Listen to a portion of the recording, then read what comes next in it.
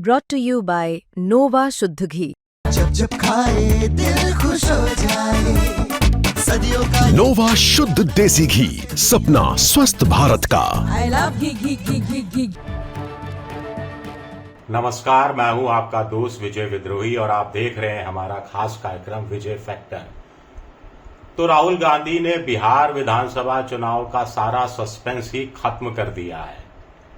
साफ साफ बता दिया है कि कौन जीत रहा है और कौन रिकॉर्ड तोड़ वोटों से जीत रहा है।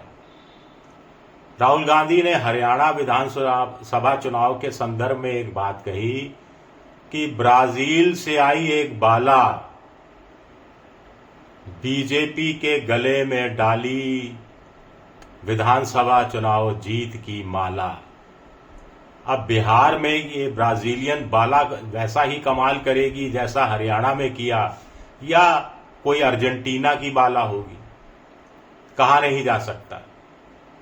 लेकिन एक विस्फोटक प्रेस कॉन्फ्रेंस राहुल गांधी ने की, सबूतों के साथ, तथ्यों के साथ एक हाइड्रोजन बम फोड़ा।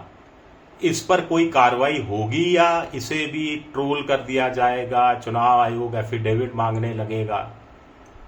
पहले महादेवपुरा, फिर कर्नाटक की एक विधानसभा सीट, अब हरियाणा का विधानसभा चुनाव। एक मोडस ऑपरेंडी राहुल गांधी ने सामने रख दी कि कैसे सेंट्रलाइज सिस्टम से एक साजिश रची जा रही है, बूथ वार बूथ वोट डिलीशन अपने तरीके से करना, वोटों का एडिशन अपने तरीके से करना, डुप्लीकेट वोटरों का निर्माण करना, इनवैलिड पते पर वोटरों के नाम जोड़ना और बल्क वोटर्स का इस्तेमाल करना। 5 फैक्टर बता दिए राहुल गांधी ने और सबूतों के साथ, तथ्यों के साथ बता दिए। अगर राहुल गांधी झूठ बोल रहे हैं तो राहुल गांधी को एलओपी पद से बर्खास्त कर दिया जाए, संसद से उनकी सदस्यता छीन ली जाए, उन पर चुनाव लड़ने पर रोक लगा दी जाए, उन पर इस तरह की प्रेस कॉन्फ्रेंस करने पर रोक लगा दी जाए। लेकिन अगर राहुल गांधी सच कह रहे हैं तो चुनाव आयोग को तत्काल, मुख्य चुनाव आयुक्त और सभी चुनाव आयुक्तों को क्या तत्काल इस्तीफा दे देना चाहिए?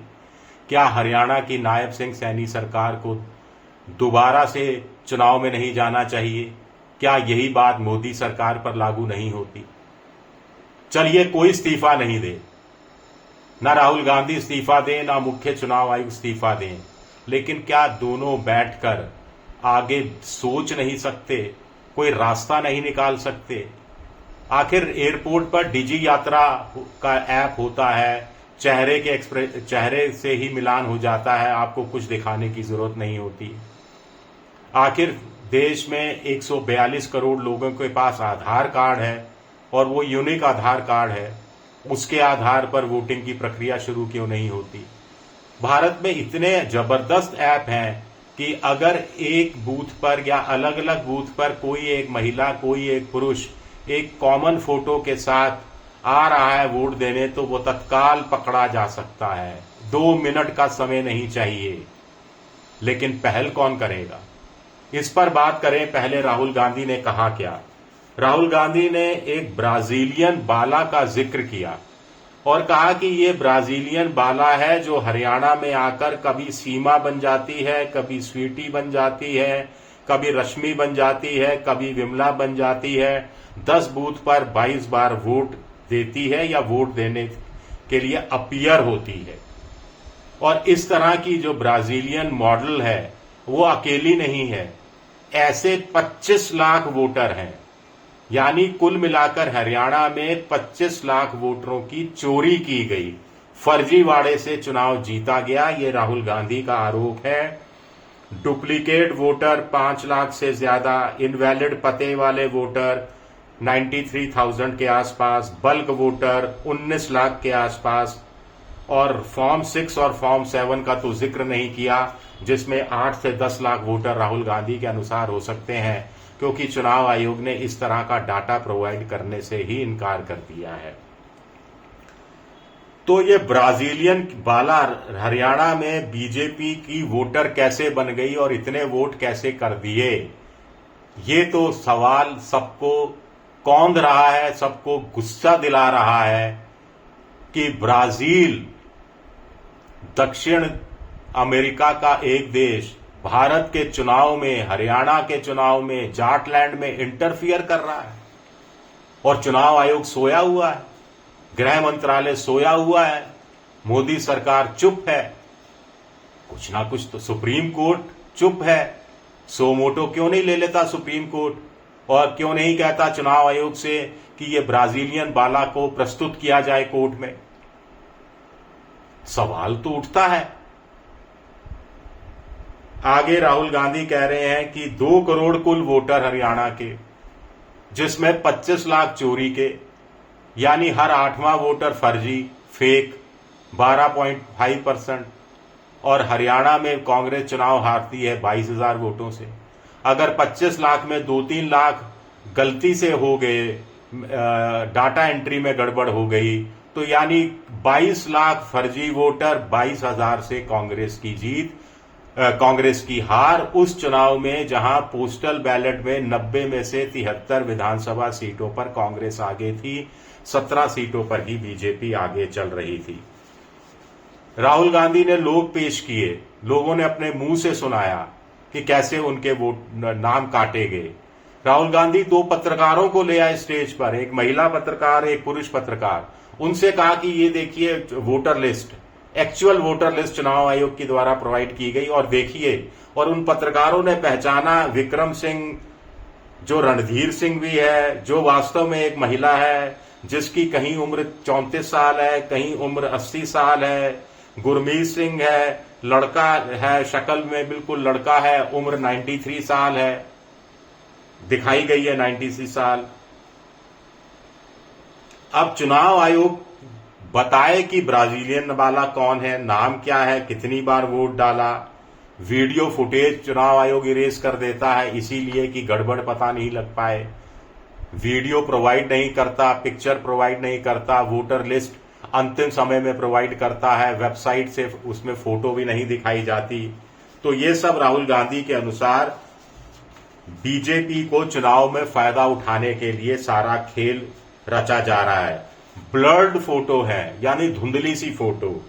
ममता, दुर्गा, संगीता, मंजू और ना जाने कौन कौन, यानी मंजू के नाम पर कोई भी वोट दे आए, मंजू के नाम पर अंजू वोट दे आए, अनीता के नाम पर सुनीता वोट दे आए, गीता के नाम पर बबीता वोट दे आए।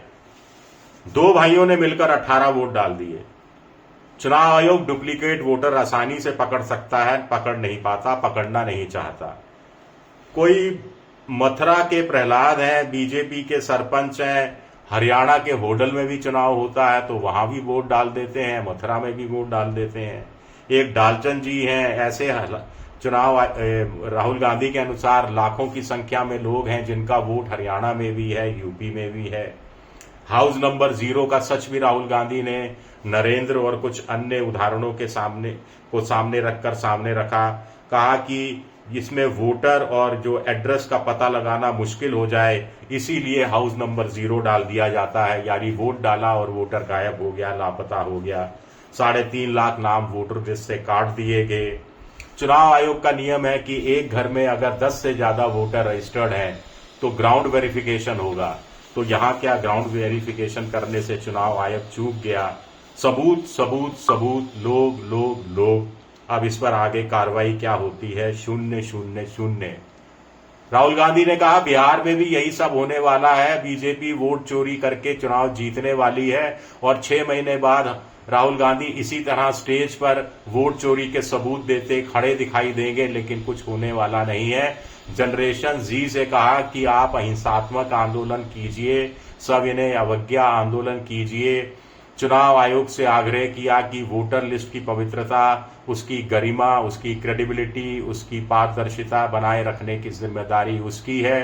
पॉलिटिकल पार्टीज को लास्ट मिनट में फाइनल वोटर लिस्ट मिलती है, ना उनके पास समय होता है, ना उनको इस तरह के ऐप दिए गए हैं जिससे वो गड़बड़ी का पता लगा सकें, जो गड़बड़ी राहुल गांधी के अनुसार 2 मिनट से लेकर 2 घंटे में पता लगाई जा सकती है। कुल मिलाकर अब आगे क्या?